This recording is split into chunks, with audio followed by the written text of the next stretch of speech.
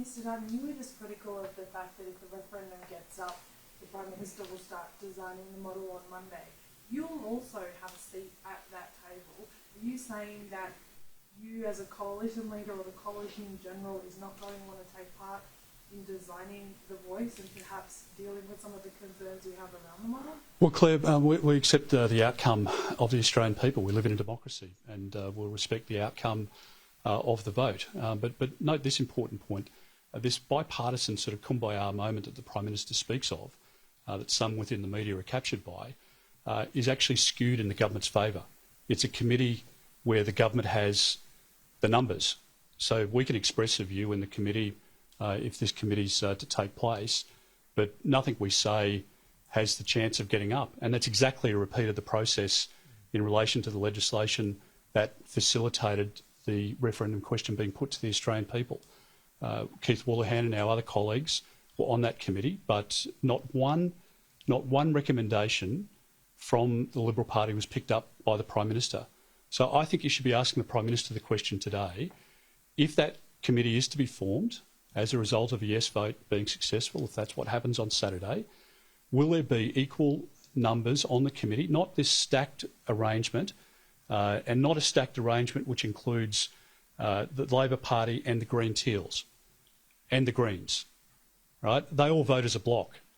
So if there's to be some balance to the committee, then let's hear the Prime Minister say it. But he's dodged that question and hasn't answered it. So I look forward very much to his response. Just back on the Middle East, have you heard of any information about Australians that are unaccounted for in Israel? And obviously the travel advice is changing. Is the government doing enough to get Australians home? Well, look, I had a briefing this morning from our national security agencies in relation to the events in Israel. There are some comments, some issues that I won't comment on in relation to some of these matters, and that's on advice from the agencies. That there are matters, obviously, that they're working on.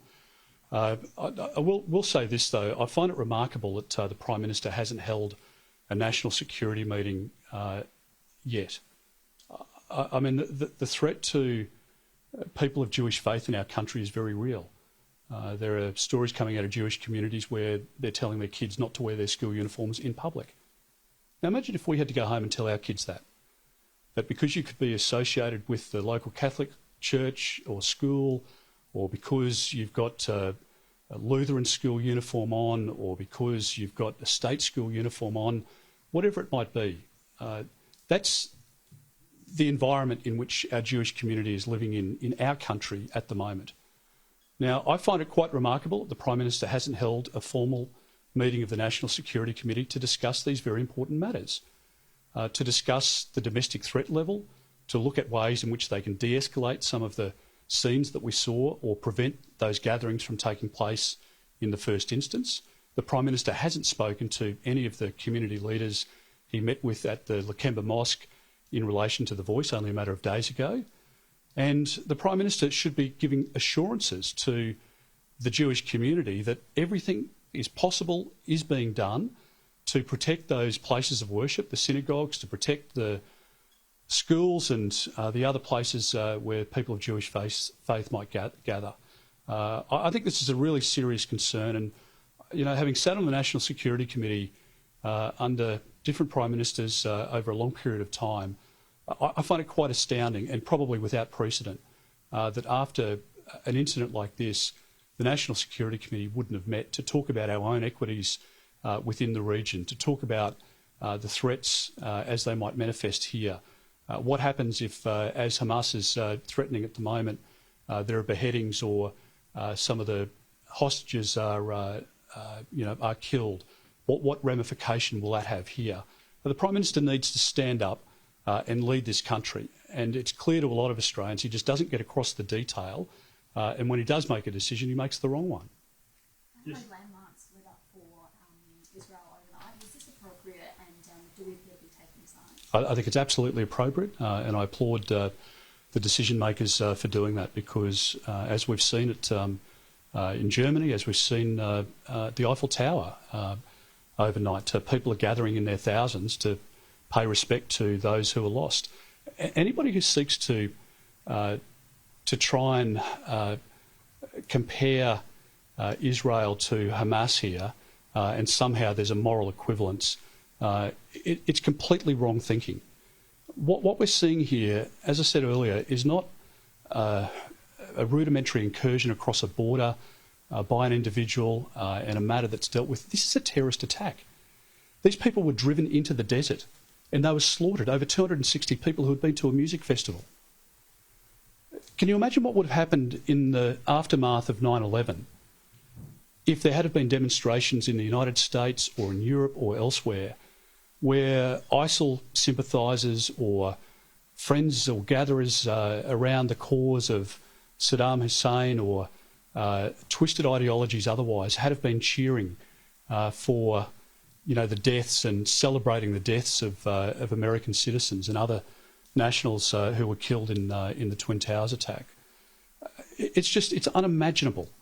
And this is a terrorist attack where somewhere in excess of 150 people have been taken hostage, remain hostage right now, have either been killed, are being brutalised or raped, and somehow people are equating that to other actions. I find it quite astounding, and I think it is absolutely appropriate that as many national monuments and points of national significance in this country stand up and are part of the message to our Jewish community here that we sympathise with the loss and the pain and the horror that you're again living through. And to have some questions around the voice. Yeah. So the electoral commissioner has raised concerns about his staff having to do with hostile behaviour from members of the public at pre-poll booths. He says the behaviour is the worst he's seen. What do you make of his comments? Well, I just say to anybody, whether you're on the no or the yes case, and as I've said repeatedly, this should be a respectful debate. I have respect for people who are going to vote yes or no. I strongly advocate that people vote no because I happen to believe that we live in the best country in the world, and one of the big reasons for that is our founding document, our nation's rule book, the Constitution, and it shouldn't be changed lightly because you could change our whole system of government very easily with this new chapter in the Constitution. So people should conduct the debate respectfully, and there's just no place for abuse of electoral officials, many of whom are part-time workers, they're teachers or people who are performing other jobs. There's just no place for that sort of abuse, and I would encourage people on every side to make sure that they're respectful to others. Of course, it's not without precedent that we see members of the CFMEU and the union movement otherwise exerting, pressure and abusing elderly women, as I saw at the last election. That sadly is a dynamic at polling booths, and it just shouldn't be. Mr. Dutton, you say you believe we live in the best country in the world, but the statistics in Indigenous communities would say that while that might be the case for the majority of Australians, it's not for many of them. Why are you so confident that this proposal that many of them have asked for is not going to ensure that they get access to the best country in the world? Well, Claire, why don't I ask Karen to answer this question, but I'll just make this quick point. We don't want a new bureaucracy in Canberra. We want the detail before we vote for something. Instinctively, all Australians want to help Indigenous Australians, but we don't want another Canberra-based bureaucracy. We don't want another layer of red tape that's going to make it harder to help people in those communities. And it's an unproven, untested model. And those of us old enough to remember ATSIC know that we don't want a repeat of that model. And we want to see practical outcomes. Now, over the course of the last 16 months, the government's taken money away from Indigenous schools and the rest of it. And I think there's also an important point to make that in many Indigenous communities, East Arnhem Land, for example, they've got a 90% attendance rate at school. They've got a logging company, they've got a building company, they've got housing, they've got a functioning society. And in that instance, it's because of the leadership demonstrated by Yunupingu and others around him over the course of a long period. And that's what we want to see replicated elsewhere. We don't want to see money diverted away from people who are most in need, particularly children in Indigenous communities. And I think there are many other reasons why this is not going to be the panacea for Indigenous Australians. And I think instinctively that's where millions of Australians, the majority of Australians, including now 4 out of 10 Labor voters who are voting against the Voice, have landed.